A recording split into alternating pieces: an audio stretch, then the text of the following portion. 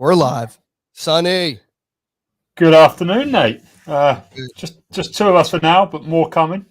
Yeah, some more people coming. Good morning, hello, good afternoon, good evening, and good night, or whatever they say. It's been a week. 5 here. It's been a week. Everyone's been busy. It's been a lot going on. Brett's traveling all over the place.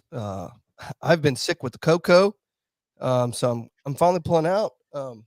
Actually, I don't feel very good today, and it's like day 9 or something. So I don't know what's going on, but hey, is what it is, right? At least I was vaccinated and it didn't hit me that hard. Probably the lack of fresh air and getting out has probably made you a bit lethargic as well. 9 days. Yeah, it's not very fun. The worst part is, dude, my kids, they can't go to school, And then so I'm at the house with my kids. They tested negative though. Same thing with my wife. She didn't test positive either.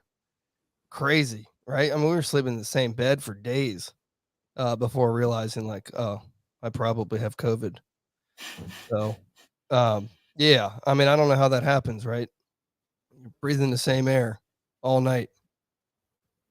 Speaking of COVID, we had Michael Andrew on at the start of the week, which was obviously I don't know, controversial, polarizing. People were just upset.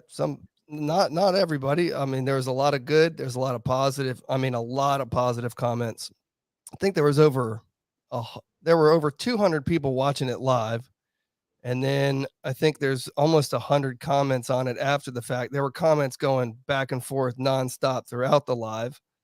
So yeah, I mean, when you talk about vaccinations and not getting them and masks and everything, people come out of the woodwork to yell and scream. So you guys don't, you guys, I mean, you don't have to get it over there, do you? To be honest, I was like going to go completely nothing to do with what was said and just thought like it was a really good show. Brett was live in the comments. Bruno was live in the comments. Everyone was getting involved. It probably attracted attention because of the controversial nature, but I think it was a really cool little event. To have 200 people listening to a podcast, pretty great. Your Wi-Fi is not that good today, Sonny.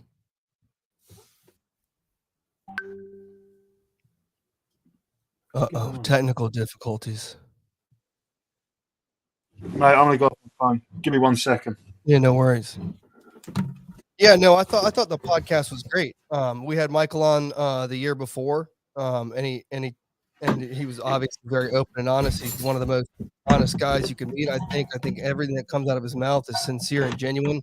He seems like the nicest guy, and he's obviously been dumped on from the get-go. That's another reason why it was so polarizing and so many people tuned in was because he's been like this since he was 14 years old. He's never going to change. Yeah, it just is what it is. But I think he's obviously matured in immense amounts from the beginning. We got to talk about his breaststroke kick, his wide kick. If you missed that part, it's very interesting. We talked a lot about being a tall breaststroker versus being a short breaststroker and that sort of thing. What was your favorite part? I don't know. I just thought it was quite cool listening to how he's changing things going forward. I think people give him a little stick because of his unorthodox training methods, and he's clearly open to learning. He's clearly open to changing his mind on things, and it's quite exciting. Like when you look at Russell's sort of mold or model of USRPT at the simplest form, he is so far astray from that now, and he's still getting better. And he's continuously getting better. And when you get better from times like 58-1 long course breaststroke and 155 200 IM long course, you get ridiculous times. And he's not taken all the comments about the 200 IM lightly. All the people, quite honestly, digging him a little bit, taking the piss a little bit, making fun. And like, I'd love to see him prove everyone wrong and go 153, and finish like Michael Phelps said he's capable of. And like his work effort is ridiculous, and I don't doubt he's doing some ridiculous stuff in training now to try and be fitter and better and faster. Yeah, it is interesting. even back in the day, I think he tried to stick to the original USRPT, and that meant also like no lifting weights. I don't think I don't know if maybe even no dry lands. Like it was supposed to be sports all the time, and I just think we've had so many people on here that have said like, oh, the reason I improved so much is because I got into the weight room and I really took it seriously and I got stronger. Not necessarily gaining weight and getting bigger. We had Nick Santos kind of touch on this a week ago about how like he can't swim at 191 pounds or whatever. He has to be swimming at 186 pounds. It just doesn't work for him. And that's where you are, like that sort of level. Yeah, I think he took everything super serious. He's switched it up. Even at the beginning of the podcast, it was funny because Brett kind of just glazed over the whole thing, but he had just returned back doing 3100s long course freestyle by himself on 130, like the famous Kieran Perkins, set that people did a week. Yeah. And I've done it. A lot of people have done it. Yeah. Yeah, it's a very common set, but to hear him saying that, and then Brett didn't say anything, I was like, he just did a set that he would never ever have done ever. That was probably the first time he ever did 3100s. So yeah, I thought it was a very one of the most open and honest conversations we've ever had on the podcast, and I hope you learned something from it, guys. On the swimming side of things. All right, moving on. We have a special guest coming in. Coach David Marsh, welcome to the show. How are you, sir? How are you? Are you in California? San Diego, yeah. Okay, good, beautiful. Well, we're about to get to you. It is beautiful out there, yeah. We're about to get to you right here at the Cal Golden Bears here. Oh yeah. Maybe we could skip over Australia real quick. And you want to just jump right into it? It sounds great. And you were just talking about Michael, and Michael's training in Coronado now, where we've been training the last couple of years. So it's a lot better situation in Coronado versus a lot of places in San Diego. We got to kind of run around and find pool space. Coronado seems to have a rhythm to long course water and a little bit more sort of care and attention for high performance swimming. So good for him. And my daughter's best friends with Michaela, so it's been fun sort of hearing how he's evolving, and he and Peter and his family. So it's I'm big fans of theirs, and hope that this next step ignites him to the next level. Yeah, for sure. So you guys have the other Navy base. You guys have the Navy SEAL base out there, correct? Right. Because in Virginia Beach, that we got the same thing. Right down the road. So I think usually the SEAL teams will probably argue which is the better coast. So, but actually the CEO, the fellow that runs the Coronado Swim Team Elite Group, the club team out here that did really well at Junior Nationals, he's a Navy SEAL. He's actually deployed right now, but his name is Pete McVeigh. Pete McVeigh. He swam at the Tennessee, but he actually runs the club almost remotely from where he's deployed, apparently 11 hours away, which I don't think we're allowed to say where he's deployed. Right. So. Yeah, of course. Yeah. Yeah. Nope. Always, we keep it pretty secret around here. I just get a chance there's a SEAL SWIC team, where they invite, basically, if you're in the Navy anywhere, in America, you can come to Virginia Beach. And you can come to this special program where you basically just swim. You come to swim practice every day, 2 hours a day, and you focus on going to buds or trying to get to buds. Yeah. Swimming obviously is the thing that it gets a lot of them, man. It's not keeps a lot of them out. Yeah. Takes a lot of them out. Even really good swimmers, it takes them out. So I get to volunteer a bunch over there and spend some time with those guys and learn my combat side stroke. So there you go. Yeah. Efficient, isn't it? It is a funny thing. And once you've started to see like 100 people do it, it's even funnier. I had this one guy last week. He did a perfect breaststroke kick like you would normally swim breaststroke, but in the middle of the side stroke, which apparently is totally fine. They don't care if you do the scissor kick or not. So he has this weird, perfect breaststroke kick on his combat side stroke, and he killed everybody. So, I think it's you can always get better with a little technique change here and there. You never know what's going to show up in the pool. So, Well, I think for those guys too, it's just being comfortable in the water, and I think historically it's about sneaking up on the shores and those kind of things without making splash motions. But yeah, certainly the water temperature, at least out here, and the swimming ability and holding breath and being comfortable underwater if you get spun around is part of the Navy SEAL experience. that's right. So tell us what's going on. You're coming back to college swimming. That's the headline. That's what we've been told. Well, Dave asked me to come back, and Chase is going to take some time off for maternity purposes. His wife's having a baby, and they're very excited about that. And he called me, and sort of we ran by some thoughts of what's going on with me right now, and timing is probably perfect. The chance to go up for a couple of months and help out Dave and help out the team with sharpening up for conference and NCAAs is something that I've always loved about college swimming. Probably my favorite time of the year is the sort of end of the season, all the details and getting people ready mentally and physically, and in a team climate. Also, honestly, my observation of Dave's program from the time he left Maryland and started there, and I was very in touch with him the whole time. Was that he has sort of evolved what I consider what I see as the best culture there is out there for certainly a men's team, and I think that's happened over years and years, and the fact that he's been able to sustain it and continue to excel at this point, I think I'm going to learn a lot about sort of I guess current times in the sport, and so I'll certainly give a lot, but I'm sure that I'll learn a lot as well. Well, you got some amazing athletes there to learn from as well. Bryce Mefford's coming back for his 5th year, so you get another Olympic guy who can be on. What relay do you need him on? What relay do you want him on? Because he could swim a couple for you.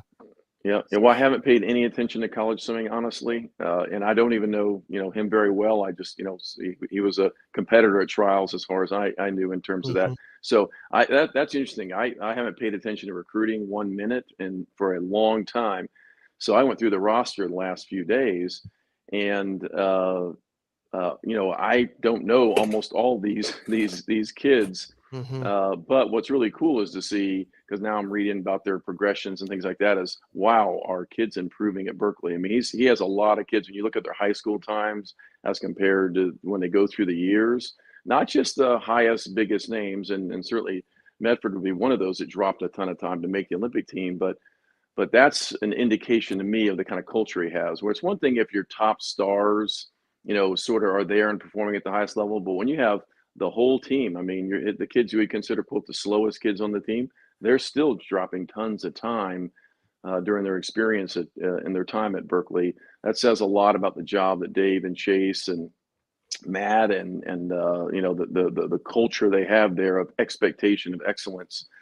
So I think it's an environment that I'm sort of eager to get into, and also have the crossover with the ISL, because with Ryan Murphy and Shields and Abby and that crew up there, the LA Current crew is sort of based. It has been a Cal-centric team, and so I'll be able to sort of work with. I was talking to Murphy on text today, and I was telling him that, look, during the ISL, I really don't mess with things that he's doing, his stroke or make any changes from what I see. But now that I'll be standing on the deck with Dave, I'll work with Murphy and offer some advice that maybe I haven't given when I've had him, with the ISL, because Dave wasn't around. I certainly don't want to screw up a good thing. So anything I'd recommend, I'd go through Dave on, but I'll be on the deck with him. So I'm looking forward to, helping out with those guys as well. And Kathleen will come up and train. She's was NCAA Swimmer of the Year for Berkeley, so she'll come up and train up there while I'm there. So we'll have it'll be quite a Cal reunion. My wife Kristen swam at Berkeley in the '80s, and so for her sort of best friend. She's on a group chat with a bunch of her Berkeley former teammates, and they're all very excited. Of course, they want her to go live in the Pink Palace where she lived when she was in college, but she's looking forward to catching up with a lot of her friends when we're up there. And it's going to be about, I guess about 2 months is sort of the plan right now, and really get, hopefully get focused on conference and NCAAs, and we'll make it a good experience, hopefully for everybody. That's cool. It's certainly shaping up to be the fastest NCAA championships, I mean, probably ever, just from the sheer nature of everything that's happened, right? All the Right. fifth years, all the people that are coming back, all the kids, all the foreign kids that showed up this year. Matt Sates is supposed to land in a day or two, a month out from SEC. So, yeah, we've been talking about it a lot on the pod about how exciting it is, where I think we're going to see records and relay records, and you're going to see top 8, top 16 times that we've never seen before to get in there. And we'll see how it all shakes out. It's going to be exciting. Yeah, I think it's several years of improvement, because part of looking at the rosters has been there's this blank window of time where nothing happened. Improvement stood still for a little while, and I think everybody's looking forward to a more calm version of NCAAs, and that's assuming we don't have some other thing pop up. And my gosh, we've all been through it, so hopefully let's be praying that nothing new pops up for sure. Yeah. All right. So Australia changed their I guess their requirements, their qualification criteria for this upcoming World Championships. So it sounds like they might not be sending their best squad yet again. And then on top of that, I think World Championships the following year is going to be in November. So there's obviously some news about what's going on with World Championships. This year it's in Fukuoka in Japan. We're going to have our trials. When are our trials again, Coach? April, yeah. April. Okay. Yep. Sonny, how are you guys doing? You guys doing trials as well? Yeah. There's British trials. There's also some pre-selected swimmers based on Olympic results. That's kind of been a theme since COVID started, just pre-selecting swimmers. But I think for Australia, this is great because there was a lot of discrepancies, because there were some big names like Matt Wilson who didn't qualify with the elevated Australian times last summer, and they ended up giving them a wild card selection. And this year they've sort of taken a step back and said, FINA A cuts, you come top 2 at trials, you've got a FINA A cut, you're going. We're not making the times any harder. And then for Commonwealths, which they're saying is their priority, that's the one they really want to send everyone to. Then they're, they've got multiple selection meets, with only the top qualifier at the World Trials going to the Commonwealth Games, and then them using the Mare Nostrum Series, the Sydney Open, and the World Championships to further qualify for spots for the Commonwealth Games. So I think it's a big step forward for Australia, and I don't think it's that big a deal if a few swimmers say we don't want to go to Worlds, because this year is going to be mad. It's ridiculous. Everything is this year, everything. Yeah, good point. You gotta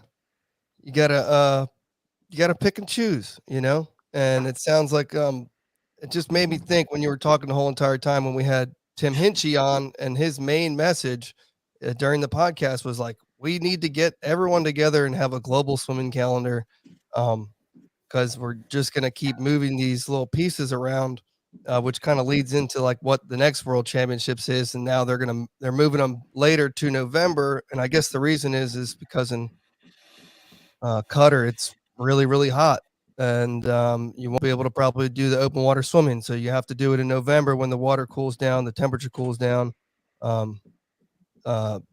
So what does the ISL do, right? Because then you're in the middle of November, which was the playoffs this year. I know it's another year and a half off, but yeah, it's an ever-changing landscape of the global swimming calendar. So yeah, it's kind of, a November Worlds is really strange for everyone, because it really doesn't give you, it takes you out of any kind of flow of the season. And it's almost like the tail's wagging the dog right now. I mean, probably what they need to do is figure out if the cutter couldn't have the meet at the time that needed to be on for the benefit of the calendar of the athletes, they shouldn't get the meet. Then have somebody else host the meet. And unfortunately, that's not the way they went. And certainly, hopefully Tim is pressing FINA to sort of work on that calendar so that there is a better flow to it. It would be a shame for the athletes to lose out on opportunities that they can benefit from with the ISL, with the World Cups and things that allow them to further their professional efforts and also their developmental efforts of the athletes that are sort of coming through the programs. But I think this summer you're going to see the best swims coming out of Commonwealths, coming out of Europeans, coming out of the July and August meets rather than May, because it's going to fit a lot better into most people's calendars. The U.S. is the one that's going to sort of be caught holding the bag because there's not going to be any kind of sort of big meaningful championship meet at the end of the summer. It'll happen in May, and then a lot of athletes, unless they're in the ISL or have some individual motivation, might struggle to sort of keep pressing their training through the summer for just a nationals. Yeah. If you're a college kid and you're looking to swim in that championship meet, it's in the middle of November. It's just weird. So we'll see what happens.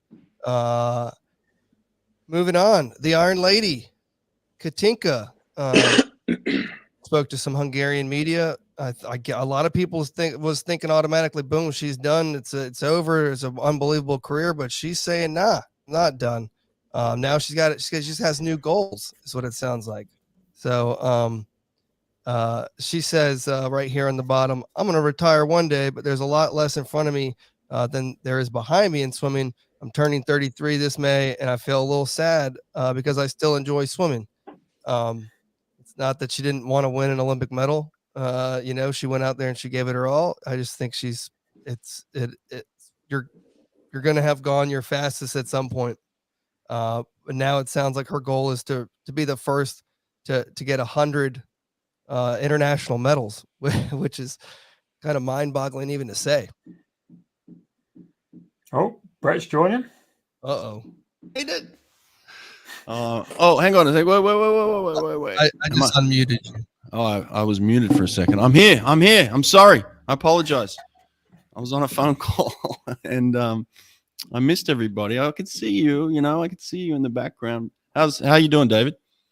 I'm great. Yeah, thanks. The guys did a great job. And hey, Sonny, Tom Rushton's over here right now in Coronado with us. We were on the deck together yesterday. Oh, cool. So he's got a couple of the Energy Standard folks over here. So it was a lot of fun. We went out and had a beer after practice, and what a great swimming mind he is. And it's fun to hear about the Energy Standard team from the inside, sort of some of the inside stories he shared with me. So I know you've been a big part of that, Sonny. So congrats on that team and that. Speaking of team culture, like I was talking about Berkeley, I think the Energy Standard crew has a really good culture, a lot because the athletes have been with Energy Standard for a long time. Yeah. No, I was on the phone to Tom just before this started, and he said you and him, the BES stadium's like, oh, I was saying some stuff, and I was like, I hope I don't give too much of our secrets away to the LA Cup. But no, it sounds really cool, and he's with obviously Javi's on deck with you guys as well. So you've got a DC Trident coach, and he's they're all mingling together and getting some practices done. Craig or Vicky and some of Javi's guys. So it sounds like really good fun. And the pool looks amazing. I know we've talked about that before, David. So yeah. Did you guys talk about David going back to the NCAA? Yep. How awesome. awesome. How awesome is that, man? He's going back to Cal with Dave Duran. The boys are back on deck together and do some crazy stuff. One of the best teams in the country. Oh, man, I couldn't be more excited. This is awesome. Well, Brett, our favorite time of the year for guys like you and me is this time of the year when you get ready for these championship meets and you're, the athletes' eyes are on fire, getting ready to see what they can do. And I love this time of the year. And I feel like that's some of the better coaching happens right at the end, sometimes to raise them up, sometimes to calm them down and put them in a more calm state. So Well, one of the feel like questions they've I definitely- asked, one of the questions I asked Eric Chanteau on this podcast, I said, "What made David Marsh so great?" And he said it was taper time. He said David could work miracles in taper that no other coach could work. And so for you to come in with the Cal guys right before their conference and then into NCAAs, man, I feel like there's going to be some magic, mate. I'm so excited about this. Now, Dave Durden has done an incredible job over many years getting those guys ready. So it's not like he needs your help, but the two of you together, I mean, this is kind of scary, exciting. So those guys should be pumped up about this. This is awesome. Yeah, Texas. Well, should you be know, scared. yeah, Chase has done a great job, and I think he's, you know, with him stepping off, things, you know, I've been texting with him the last, you know, couple days, and he says things are going really well right now. So he's leaving it in really good shape with Dave, and so I think the transition will be very easy. In fact, they're doing a competition down at UC San Diego that'll be sort of the transition point where I'll sort of step in and start getting to know the guys. Brett, I don't know, you know, I won't know these swimmers. I was telling him earlier that I you know, really haven't followed recruits or, you know, college swimming that much. I've really turned all my attention to the professional swimming. Right. So, you know, I've had to go back and look at, you know, these youngsters. But, you know, hey, Gabrielle Jetta's there, you know, looks like he's becoming one of their top freshmen. And of course, Scott and Christy swam with me at Auburn and back in the day. And so I'm thrilled to get to work with Gabrielle a little bit. He used to come out for. Yeah, he used to come out for camps, like Shackle's kids have come out for camps with me in San Diego. So I watched him, you know, sort of come up as a youngster, and now he's popping as a freshman. And Cal's got looks a like team. there's a few guys. Yeah, they got a really good team, and they haven't really, you know, they haven't hit it yet, which is really nice. That they, you know, he hasn't shaved them or anything yet, so they should have a nice response as the final part of the year comes down. Well, if anybody knows how to take down Eddie, it's you and Dave Durden combined. So you've done it before, and a lot of people haven't figured it out. You're one of those that has. So it'll be interesting to see how it shakes out. It'll be well, fun Eddie's done such an amazing job. I mean, over his career, my gosh, I mean, he's on autopilot the way he runs that team now, and the results he's getting year in and year out. And everybody says, "Oh, he's too old." He said, "Well, you know what?" And then he kicks ass. So it's. You know, I think he's got a team. You know, he's got himself a team. There's no doubt. Yeah. Those boys can swim, but the Cal guys are right there, and it's going to be another epic battle. So I'm excited about that. Where are we up to in the list? So we just kind of talked about Katinka, that she's not really retiring. Her goal is to, you know, get her 100th medal. And then we were about to get into the mile. Your favorite event, right? The mile for what? What's it on here for? What are we talking about the mile? Oh, it's about flip turns. Flip turns. No, this is a really, you gotta go read this article. What are we doing? It's written by these not a Czech guy, some guy from the Austrian Swimming Federation and Dennis Peter Born from the Swiss Swimming Federation. Basically, like a year ago, they had done another study that said if someone just does better turns in the mile, it's going to bring their world record down by like a lot. And then boom, shit. We needed a study on that. David, we needed a study on that one. 50 freestyler. This guy doesn't even do flip turns. There are some really poor turns going on in the distance events. Yes. Yeah, exactly. At the world level. Yes. And that is a place to, it should be no news, because it's not about getting faster. It's also about saving energy. And I think right now, a lot of the guys that are doing turns at those distance events, until the last 200 or so, they're turning like they're doing, they're saving energy. They're not turning to gain the advantage. But, you know, the turns, it's no new secret that turns are a place where strategically you can make huge gains and make big moves. And if you can do it, why not? If you can swim a 1500 with a driving 6-beat kick, which most people never thought was possible, you know, why can't you do you know, all your turns, you know, really effectively? And I'm sure in NCAAs you'll see people, especially these young collegiate people, turning aggressively the whole race. Yeah, look at Paul Torini. You know, you improve that guy's turns, and it's scary what he could do. But you got the Florida boys. I mean, the Florida boys are good. You know, and maybe it's a situation where you know, those guys are going to figure out, and and that mile's going to drop like crazy. But I didn't need a study to tell me that the milers don't do great turns. Yeah. Yeah, well, Florian, he beat everyone by over 5 seconds just on the turns. That's how he did it, and that's it. They break down not only the velocity off the walls, but the distance off the walls. Because I mean, if you watch Roman Chuck, he's one of the best in terms of a distance swimmer getting off the wall, but it's not very fast. So you know, I thought it was a great article, and these guys from the Czech and the Austrian Swimming Federation, the Swiss Federation, they're all doing these super high technical analysis for all sorts of different things. And I thought it was really interesting. You can go check it out. It's on Swimmer World's website. Germany does a great job with sports science. I mean, I guarantee you they've measured all that for him, and they the amount when Mariusz and Jacob went back this summer with Hobby to their German training center. Hobby's mind was blown with the amount of cameras and technology. There's nothing like that in the United States. Not one place is remotely like this. And they said, oh yeah, there's another place in Germany. It's just like this in another facility. Like what? And in Eindhoven, I stayed around and did the start breakdown that they have in the warm-up pool in Eindhoven. Incredible the details you get out. No wonder Renomi has the best start in the world on the women's side. It's because there's no accident. She has it down to a 1 degree angle of how she enters, and if she hits it 1 degree different, there's a measurable time difference in her breakout speed and time and distance. So it's down to that scientific. And again, we in the States aren't that familiar with high level sports science when it comes to swimming. It's generally at least historically been Russell Mark and his GoPro that we've really relied on, and so I think it's something like Sonny. So Sonny and his GoPro. Yeah, exactly.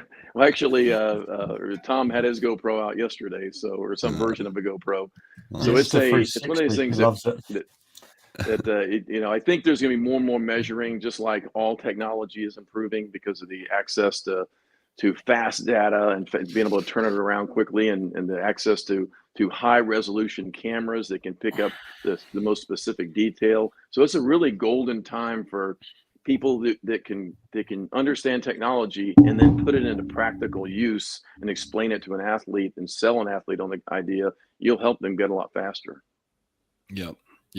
All right, posture, line, and balance. What's that one?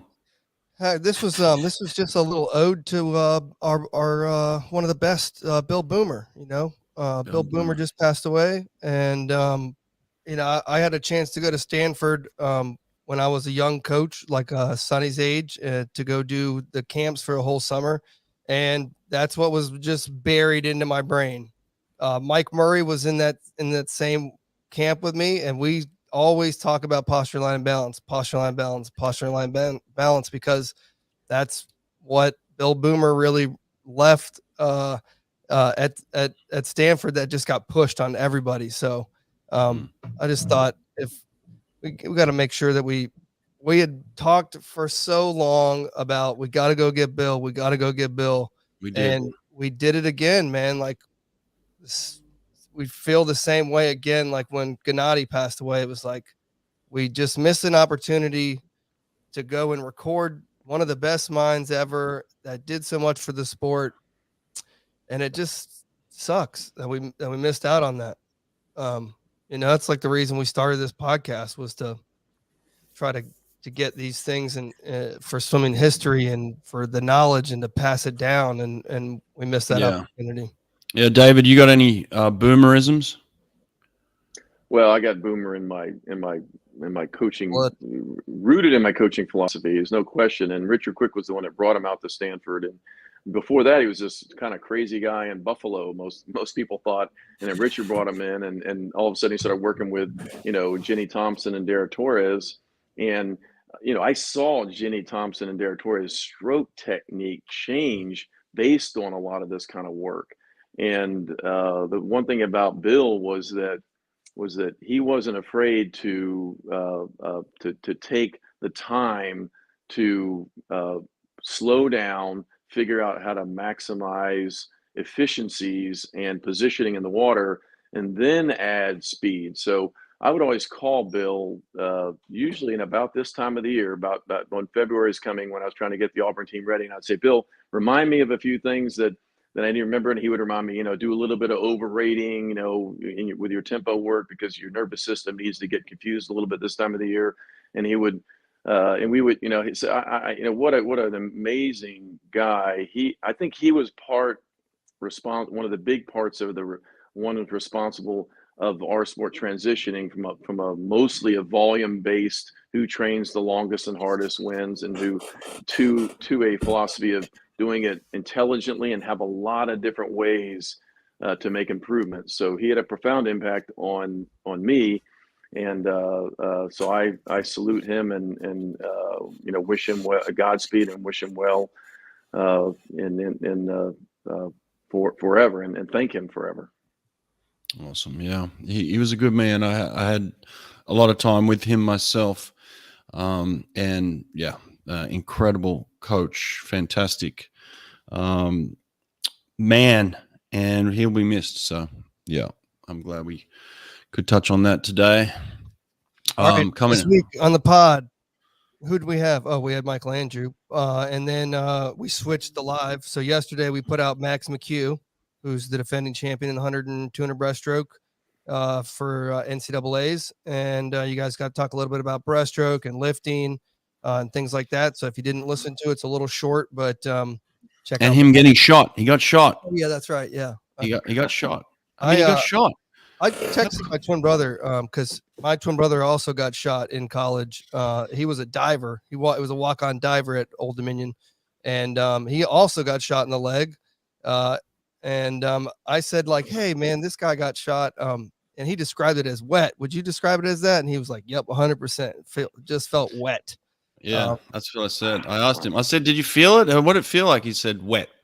So, and then he said he didn't even know he got shot. He was just walking kind of, and he just felt wetness in his knee, and he got shot. He got shot in the knee. I'm like, oh my God. So it kind of, I guess it's a shock thing, but and then the blood. But yeah, but I mean, for me, it's a cool factor. I told him on the podcast, David, you're in San Diego, you get bitten by a shark, you're telling everybody, like right. You grow up in Australia, you get bit by a shark. That's the cool thing. You get shot in America, I mean, you got street cred forever, I would think.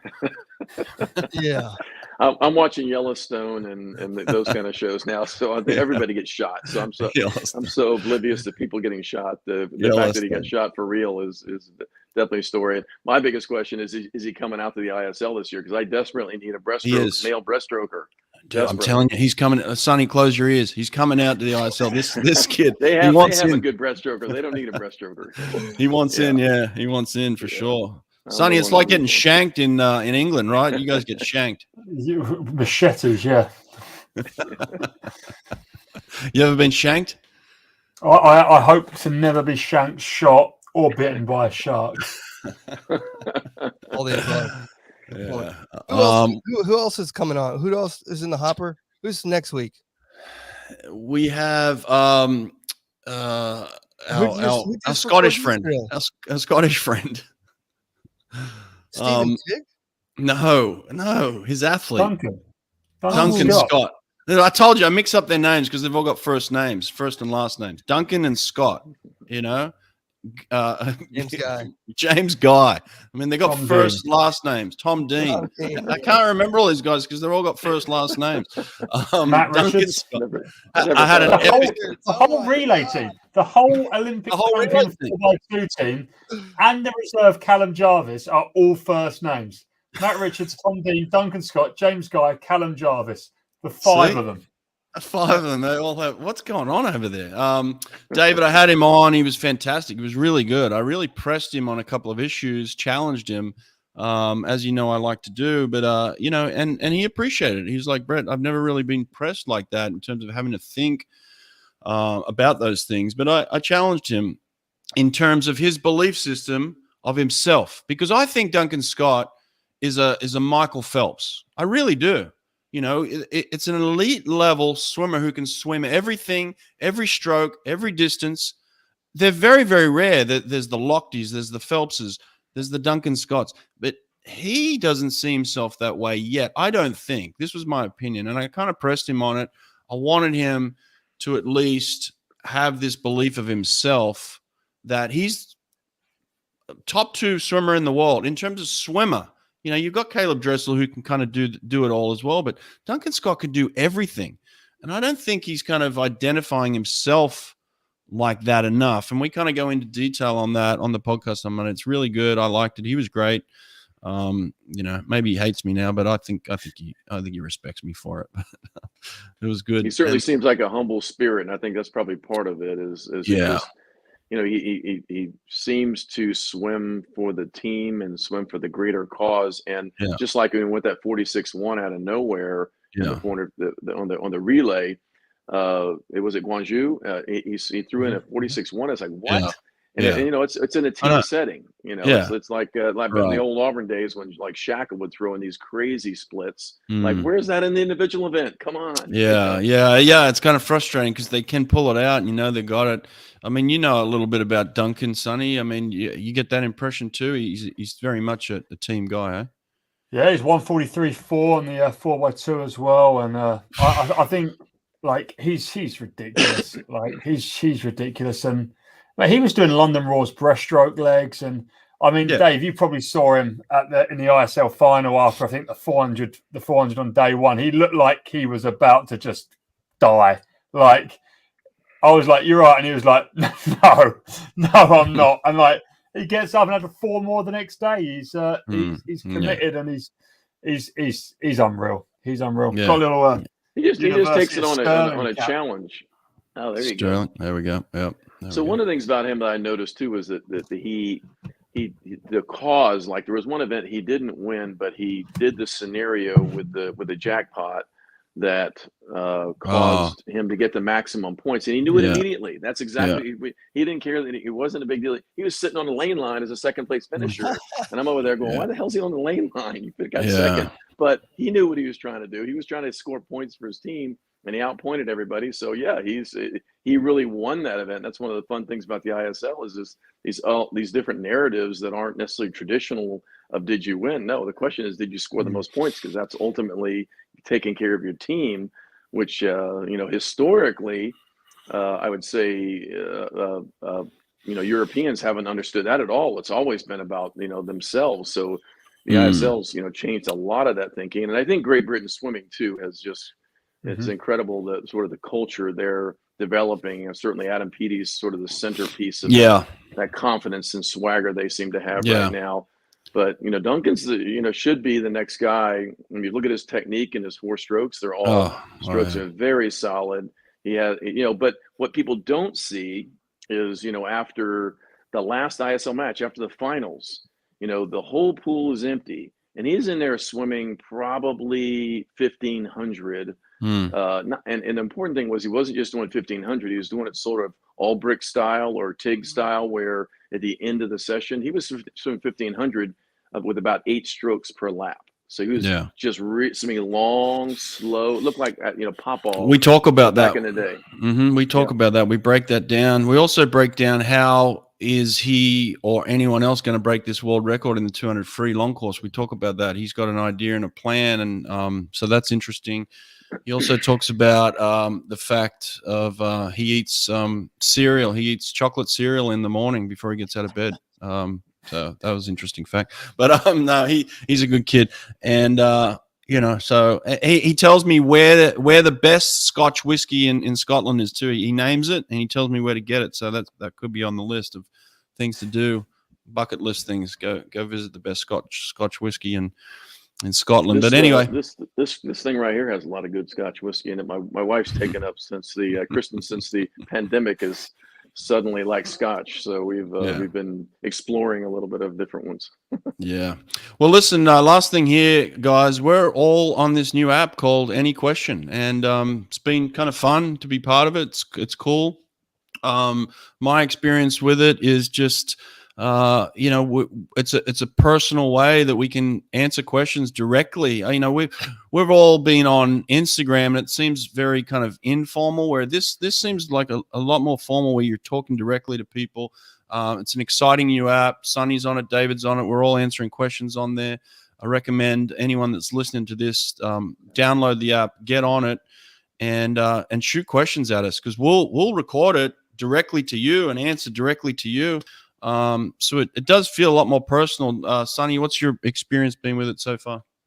I think it's really cool. I think there's like two sort of sides of it. There's one side that you can almost like ask someone like Caleb Dressel something quite insignificant, like what's the fastest you ever kicked 100 meters, and just something fun like that. But then you can also say something quite loaded and serious, like, Brett, you know, what do you think I should be doing to be faster at 50 freestyle, and let you unload.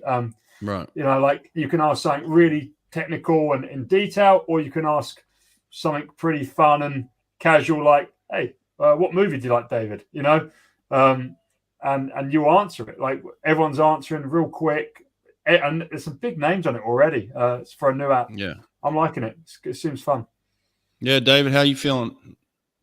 Really good, actually. I've listened to a couple of your answers, and I was reminded of that 25 back end speed 50, and honestly, I'll probably throw that in because of that listening to that app, and then was listening to Bruno this morning and some of the ways he was answering, you know, how to help these sprinters. One of the things I think is really important for the athletes, that when they respond, they're going to respond in inspirational ways, and I think we coaches will answer more from a knowledge base. You know, in my experiences, this is what happened. I answered a couple questions yesterday, and one of them I utilized, Mark Gangloff from UNC. You know, he went a 7-year window where he didn't improve in the 200 breaststroke, and then he dropped time.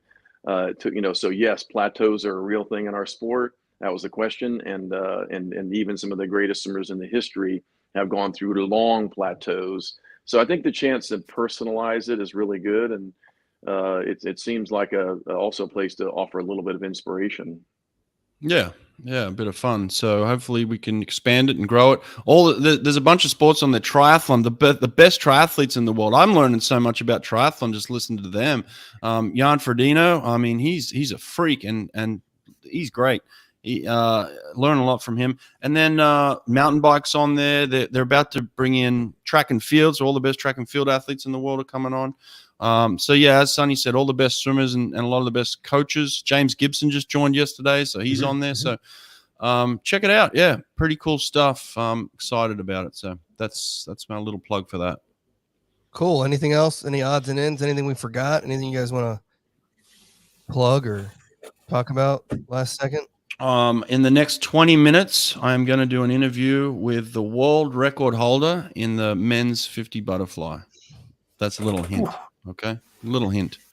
So I got to get off and get ready for that. That's next. Right. David, good luck. When are you moving up to Cal to do that?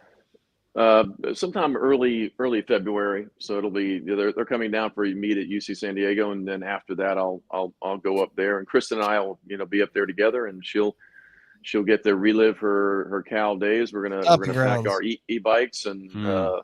But I will miss the surfing down in San Diego. I don't think it's quite as good up in Northern California, but I'll have to deal with that for a little while.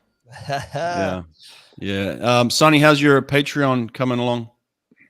Slowly but surely. I've got I live in Ben's house share or whatever, and Ben Proud that is. And yesterday he's like, yeah, I see you trying to do some giveaways or some stuff. I'm currently doing a prize draw to give away a Siobhan Howie Energy Standard cap, and he's like, I have a load of stuff you can give away. So in the coming month, I'm going to do weekly giveaways to my Patreons, which you two boys, Brett, Nate, have a chance to win. I've got GB Olympic kit, England Commonwealth kit, caps, suits, Commonwealth Games suits here. Nice. Yeah, I've got all sorts of cool stuff to give away. So yeah. Sonny, I've got a signed Brett Hawke Speedo shark skin from 2000 that I'm going to send you, and I'm going to let you give that away on your Patreon. That's a pretty cool one. It's 22 years old now. Speedo shark skin. I mean, it felt like you were wearing a pair of jeans. Honestly, it was terrible. it wasn't an X-Guide or a jacket. No, no, it was shit. But that's the way it goes. Cool. All right. Thanks, guys. Thanks, Coach, for coming. We'll see you guys next week. All right, you bet. Good seeing you guys. Look after